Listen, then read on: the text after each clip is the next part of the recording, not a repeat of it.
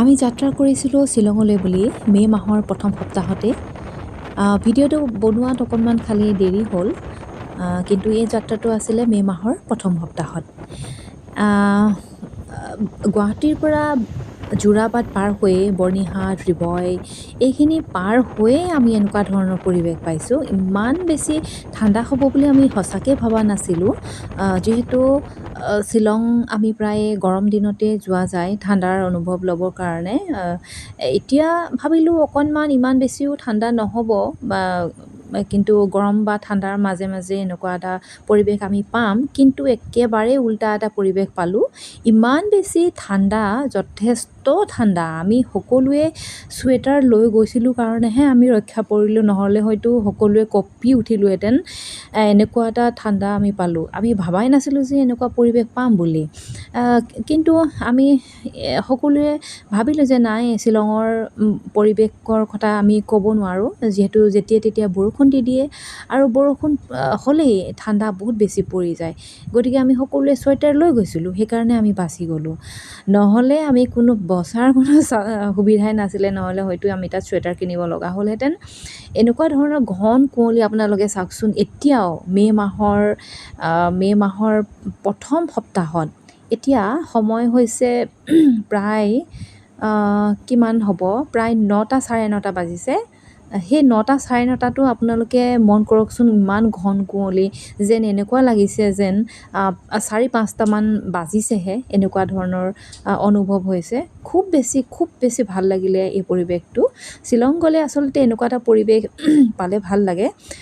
সকলোৱে এনেকুৱা এটা এনভাইৰনমেণ্ট পাম বুলিয়ে যায়, আৰু আমি সেইটো অনুভৱ কৰিলোঁ আৰু পালোঁ। তাৰ কাৰণে থেংক ইউ ভগৱান, ধন্যবাদ আপোনালৈ। এনেকুৱাবিলাক ট্ৰাক আমি খুব বেছি পাওঁ শ্বিলঙলৈ যাওঁতে। এটা কথা মই আপোনালোকক কওঁ যে এনেকুৱা ধৰণৰ ডাৱৰীয়া বতৰত বৰষুণো দিয়ে। এনেকুৱা ধৰণৰ ডাৱৰীয়া বতৰত যদি আপোনালোকৰ গাড়ীৰ চকাবিলাক খুব ক্ষয় গৈছে, তেনেকুৱা ধৰণৰ ৱেডাৰত আপোনালোকে তেনেকুৱা ধৰণৰ গাড়ী ব্যৱহাৰ নকৰিব। আৰু যে টুৰিষ্ট গাড়ী যদি আপোনালোকে নিয়ে, তেতিয়াহ'লে ভালকৈ চাই ল'ব, নতুন গাড়ী যাতে হয় সেইটোলৈ খুব মন কৰিব। কিয়নো আমি এক্সিডেণ্ট হোৱা আমি প্ৰায়ে দেখা পাওঁ। এনেকুৱা ধৰণৰ ট্ৰাকবিলাক গৈ থাকে, আৰু ট্ৰাকবিলাকে যিহেতু পেট্ৰলৰ বা ডিজেলৰ এনেকুৱা ধৰণৰ ছিটিকনি এটা পৰি মাজে মাজে গৈ থাকে, আৰু সেই ছিটিকনিবিলাক বৰষুণৰ এনেকুৱা বতৰত সেইবিলাকত পৰি পেলাই, আৰু যিবিলাকৰ গাড়ী চকাৰ টায়াৰটো অলপ খুব ক্ষয় গৈছে, সিহঁতবিলাকে যদি খুব স্পীডত যায়, তেতিয়াহ'লে গাড়ী পাল্টি খাই যোৱাৰ সম্ভাৱনা থাকে। গতিকে এনেকুৱা ধৰণৰ লং জাৰ্ণি কৰিবলৈ হ'লে আপোনালোকে যাতে সেই ধৰণৰ নিজৰ গাড়ী হ'লেও যাতে চকাবিলাক আপোনালোকে ঠিক ঠাক কৰি লয়, সেইখিনি কথা মন কৰিব লাগে। প্ৰায়ে এই ট্ৰাকবিলাক ৰৈ থাকে বা গৈ থাকে। আজিকালিতো শ্বিলঙৰ ৰাস্তা বহুতেই ভাল হ'ল। আগৰ কথাটোতো ক'বই নালাগে, ইমান সৰু ৰাস্তা। আজি কিমান বছৰৰ পৰা, একদম সৰুৰ পৰা আমি শ্বিলঙত থকা, শ্বিলঙৰ লগত একেবাৰে এখন ঘৰেই আমাৰ আছিলে, যিহেতু মোৰ দেউতা তাতে আছিলে। এয়া হৈছে বৰাপানী। মোৰ দেউতা যিহেতু তাতেই চাকৰি কৰিছিলে বহু বছৰ ধৰি, গতিকে আমি সৰুৰ পৰা তাতেই থকা, আৰু তাৰ পৰা কণ্টিনিউ এতিয়াও আমি সেই অত বছৰৰ পৰা এতিয়াও সেই শ্বিলঙৰ যাত্ৰা আমনি লগা নাই, আৰু নালাগেও হয়তো। যেতিয়া সুবিধা পাওঁ তেতিয়াই আমি শ্বিলঙলৈ যাত্ৰা কৰোঁ। এইখিনিতে বৰাপানী আপোনালোকে চাব পাৰে। বৰাপানীৰ খুব সুন্দৰ দৃশ্য, খুব সুন্দৰ দৃশ্য আমি দেখিবলৈ পাওঁ এতিয়াও। কিন্তু আগতকৈ পানীৰ পৰিমাণটো অকণমান কমিছে বৰাপানী। এয়া যাত্ৰা আমাৰ শেষেই হোৱা নাই, গৈয়ে আছোঁ। পাই গৈ আছোঁ, ঘন জংঘল, মাজে মাজে ট্ৰাকবিলাকতো পায়ে আছোঁ। এই যাত্ৰাটো আমাৰ খুব বেছি ভাল লাগিলে। আজিৰ সেই মে' মাহৰ সেই যাত্ৰাটো মই কিছুদিনৰ পিছতহে আচলতে ভিডিঅ'খিনি মই এডিট কৰি পেলাই আপোনালোকৰ আগত দাঙি ধৰিছোঁ। সময় লাগে এটা ভিডিঅ' বনাওঁতে, আৰু আপোনালোকে হয়তো ভিডিঅ'বিলাক চাই পেলাই হয়তো কমেণ্ট এটা কৰিলেও ভাল লাগে, বা লাইক এটা কৰিলেও ভাল লাগে। খুব যিমান কেতিয়াবা মানুহে চায়, আমি বহুত কষ্ট কৰি পেলাই এটা ভিডিঅ' বনোৱা যায়, আৰু কমেণ্ট এটাৰে আমাক অনুপ্ৰেৰণাও দিয়া হয়। আৰু সকলোৱে কৰিব লাগে এনেকুৱা ধৰণৰ কাম।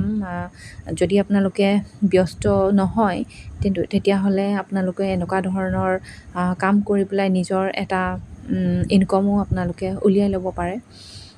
খুব এইবিলাকতো কাম নহয় সাধাৰণতে ক'বলৈ গ'লে। গৈ আছোঁ ক'ৰবাত জাৰ্ণি কৰিছোঁ কিবা এটা, তেতিয়াহ'লে আমিনো এনেকুৱা ধৰণৰ ভিডিঅ' এটা কৰি ৰাখিলেই নহয় জানো? তেনেকুৱা ধৰণৰ সঁচাকৈ এটা ইনকম হয়, ইয়াৰ পৰা পোৱা যায়।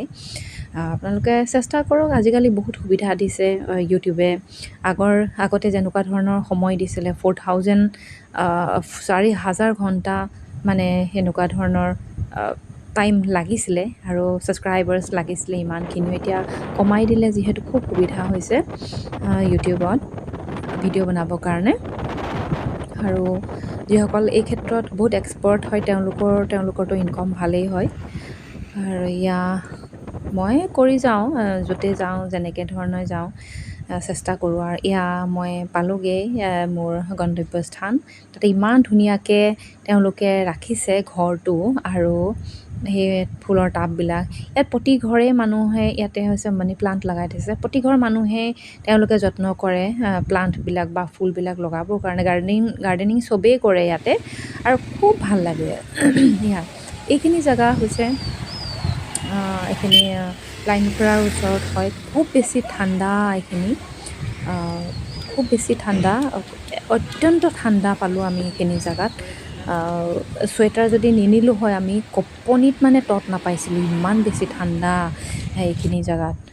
খুব বেছি ভাল লাগিলে সঁচাকৈ গৈ পেলাই। শ্বিলং এটা এনভাইৰনমেণ্ট আমি পালোঁ, গতিকে অতি বেছি ভাল লাগিলে দেই। শ্বিলঙৰ মানুহবোৰ যিমান কনচিয়াছ, আমাৰ অসমৰ মানুহবোৰ যদি সঁচাকৈ এনেকুৱা ধৰণে কনচিয়াছ হ'লহেঁতেন তেতিয়াহ'লে হয়তো আমাৰ অসমখনো বহুত বেছি আগবাঢ়ি গ'লহেঁতেন। শ্বিলঙৰ গভমেণ্টে টুৰিষ্টৰ কাৰণে বহুত কিবা কিবি কৰিছে, কিন্তু আমাৰ অসমতো বহুত কিবা কিবি কৰিবলগীয়া আছে, কিন্তু এনেকুৱা ধৰণৰ আমাৰ গভমেণ্টে একো ষ্টেপ লোৱা নাই। গতিকে অতি দুখেৰে জনাওঁ আমি কিমান পিছ পৰি আছোঁ সেইবোৰ ৰাজ্যতকৈ। নিজৰ জেগাখিনিতে থাকে কিন্তু নিজৰ জেগাখিনিকে তামোল খাই য'তে ত'তে পিকায়, য'তে ত'তে থু পেলায়। ষ্টেচনেই হওক, ৰাস্তাতেই হওক, পদপথতেই হওক, য'তেই নহওক লাগে। মানুহবিলাকে ইমান কিয় এনেকুৱা ধৰণৰ কৰে সঁচাকৈ? নিজৰ জেগাডোখৰ ইমান লেতেৰা। আৰু মানে আমি নিজেই দেখিছোঁ চুবুৰীয়া সকলোবোৰ ৰাজ্যতে আমি ইমান চাফ চিকুণকৈ ৰখা দেখোঁ। গতিকে আমাৰ মানুহখিনিও মানে সচেতন হ'ব লাগিব আৰু আমাৰ লগতে গভমেণ্টটো সচেতন হ'ব লাগিব, তেতিয়াহে আমাৰ ৰাজ্যখন বা দেশখন আগুৱাই যাব। আজিলৈ মোৰ ভিডিঅ'টো ইমানেই আছিলে। আশা কৰিছোঁ আপোনালোকে চাই ভাল পাইছে। নতুন এটা ভিডিঅ' লৈ অহাৰ প্ৰতিশ্ৰুতিৰে পুনৰবাৰ আজিলৈ আহোঁ। ধন্যবাদ।